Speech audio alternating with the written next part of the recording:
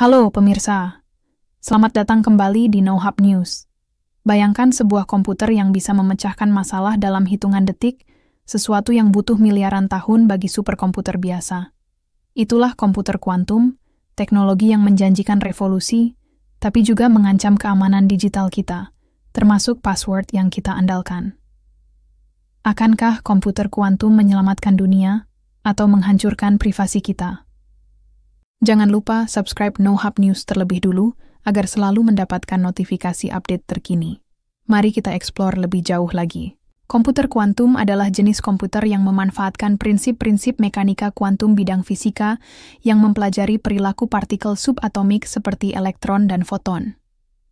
Berbeda dengan komputer klasik yang menggunakan bit, 0 atau 1, untuk memproses informasi, komputer kuantum menggunakan qubit. Qubit bisa berada dalam kombinasi 0 dan 1 secara bersamaan, berkat fenomena kuantum seperti superposisi dan keterkaitan, entanglement. Superposisi memungkinkan qubit menjelajahi banyak kemungkinan sekaligus, sementara keterkaitan menciptakan hubungan antar qubit yang memungkinkan pemrosesan data secara paralel dengan kecepatan luar biasa. Akibatnya, komputer kuantum bisa menyelesaikan masalah tertentu, seperti faktorisasi bilangan besar atau simulasi molekul, jauh lebih cepat daripada komputer klasik. Perkembangan komputer kuantum dimulai pada 1980-an, ketika fisikawan seperti Richard Feynman mengusulkan bahwa komputer berbasis kuantum bisa mensimulasikan sistem kuantum dengan lebih efisien. Sejak itu, perusahaan seperti IBM, Google, dan startup seperti IonQ telah membangun prototipe dengan jumlah qubit yang terus meningkat dari puluhan hingga ratusan. Meski masih dalam tahap awal, komputer kuantum telah menunjukkan keunggulan kuantum, quantum advantage, yaitu kemampuan menyelesaikan tugas tertentu lebih cepat daripada superkomputer klasik. Namun, komputer kuantum bukanlah pengganti komputer klasik. Mereka unggul dalam masalah spesifik, seperti optimasi, kriptografi, atau simulasi kimia, tetapi tidak efisien untuk tugas sehari-hari seperti pengolahan kata atau browsing internet. Fakta menarik. Pada 2019, Google mengklaim komputer kuantum mereka, Sycamore, menyelesaikan perhitungan dalam 200 detik, sesuatu yang akan memakan waktu 10.000 tahun bagi superkomputer klasik. Password dan sistem enkripsi modern, seperti RSA dan ECC, elliptic curve cryptography, bergantung pada masalah matematika yang sulit, seperti faktorisasi bilangan besar atau logaritma diskrit. Komputer klasik membutuhkan waktu miliaran tahun untuk memecahkan kunci enkripsi 2048 bit, menjadikan sistem ini aman untuk saat ini.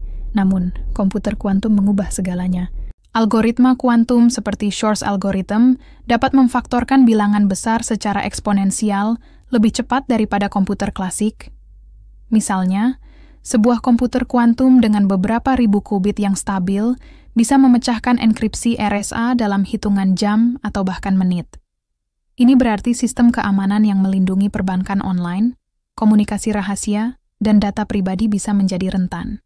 Selain itu, algoritma kuantum lain, seperti Grover's algorithm, dapat mempercepat pencarian data, mengurangi waktu yang dibutuhkan untuk menebak password atau kunci simetris, seperti AES, hingga akar kuadrat dari waktu aslinya.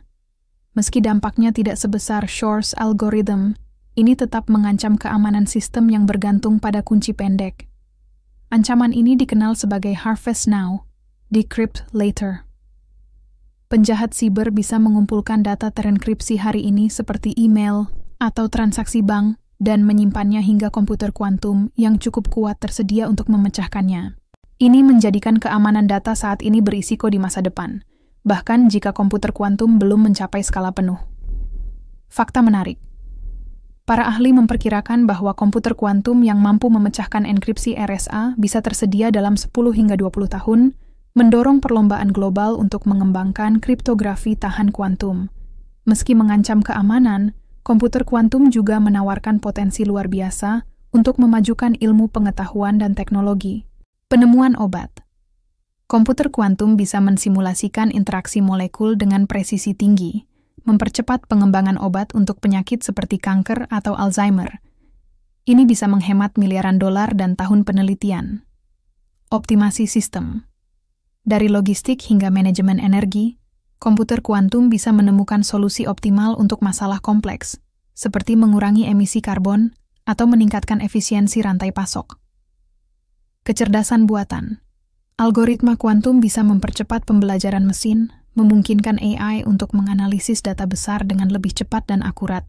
Material baru. Dengan mensimulasikan sifat material pada tingkat kuantum, komputer kuantum bisa membantu merancang superkonduktor atau baterai generasi baru. Di bidang keamanan, komputer kuantum juga membuka pintu untuk kriptografi kuantum, seperti Quantum Key Distribution, QKD. QKD menggunakan prinsip kuantum untuk membuat kunci enkripsi yang tidak bisa disadap tanpa terdeteksi, menawarkan tingkat keamanan yang tak tertandingi. Negara seperti China telah menguji QKD melalui satelit, menunjukkan potensi masa depan komunikasi ultra aman. Fakta menarik. Komputer kuantum bisa membantu memecahkan misteri fisika, seperti sifat materi gelap atau dinamika lubang hitam, dengan mensimulasikan kondisi yang tidak mungkin direplikasi di laboratorium. Untuk mengatasi ancaman komputer kuantum, para ilmuwan sedang mengembangkan kriptografi pasca kuantum, PQC, sistem enkripsi yang tahan terhadap serangan kuantum. PQC bergantung pada masalah matematika yang sulit bahkan untuk komputer kuantum, seperti lattice-based cryptography, code-based cryptography, atau hash-based signatures. Badan standarisasi seperti NIST, National Institute of Standards and Technology, telah memilih beberapa algoritma PQC seperti Crystals Kyber dan Crystals Dilithium untuk diadopsi secara global. Algoritma ini dirancang untuk diintegrasikan ke dalam infrastruktur digital yang ada, seperti browser web, server bank, dan perangkat IoT, tanpa memerlukan perombakan besar. Namun, transisi ke PQC penuh tantangan. Kompleksitas. Algoritma PQC sering membutuhkan kunci yang lebih besar dan waktu komputasi yang lebih lama yang bisa memperlambat sistem, terutama pada perangkat dengan sumber daya terbatas, seperti ponsel atau sensor IoT. Waktu. Memperbarui infrastruktur digital global, dari server hingga kartu kredit, bisa memakan waktu lebih dari 1 dekade, sementara komputer kuantum mungkin tersedia lebih cepat. Standarisasi. Negara dan industri harus bekerja sama untuk memastikan kompatibilitas algoritma PQC di seluruh dunia, sebuah proses yang rumit dan politis.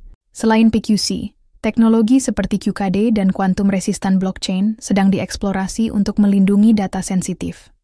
Perusahaan seperti Microsoft dan Amazon juga berinvestasi dalam solusi hibrida, menggabungkan kriptografi klasik dan pasca kuantum untuk keamanan maksimal. Fakta menarik. NIST memperkirakan bahwa 80% organisasi belum siap menghadapi ancaman kuantum, menjadikan PQC salah satu prioritas keamanan siber terbesar abad ini. Meski menjanjikan, komputer kuantum masih menghadapi hambatan teknis yang signifikan. Kestabilan qubit sangat sensitif terhadap gangguan lingkungan, seperti suhu, getaran, atau radiasi, yang menyebabkan dekoherens hilangnya informasi kuantum. Komputer kuantum saat ini membutuhkan pendingin kriogenik hingga mendekati nol absolut, 277 Skalabilitas. Meningkatkan jumlah qubit tanpa meningkatkan tingkat kesalahan, error rate, adalah tantangan besar. Komputer kuantum saat ini masih dalam skala kecil, dengan ratusan qubit, jauh dari ribuan atau jutaan yang dibutuhkan untuk memecahkan enkripsi. Koreksi kesalahan. Algoritma kuantum membutuhkan quantum error correction, yang memakan banyak sumber daya. 1 qubit logis yang stabil bisa membutuhkan ratusan atau ribuan qubit fisik. Biaya. Membangun dan memelihara komputer kuantum sangat mahal, membatasi akses hanya pada perusahaan besar dan lembaga penelitian. Meski begitu, kemajuan pesat terjadi.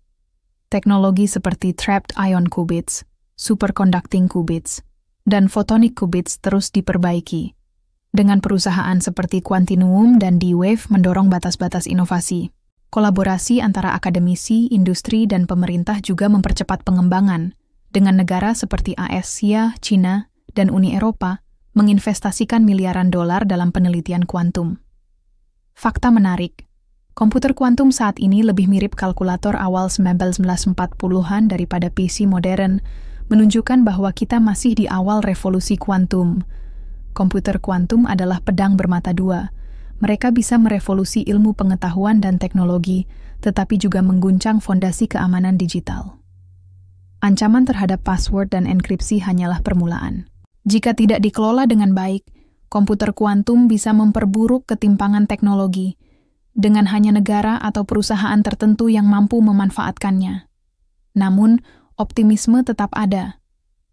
Kriptografi pasca kuantum dan inovasi seperti QKD menunjukkan bahwa kita bisa menangkal ancaman kuantum jika bertindak cepat.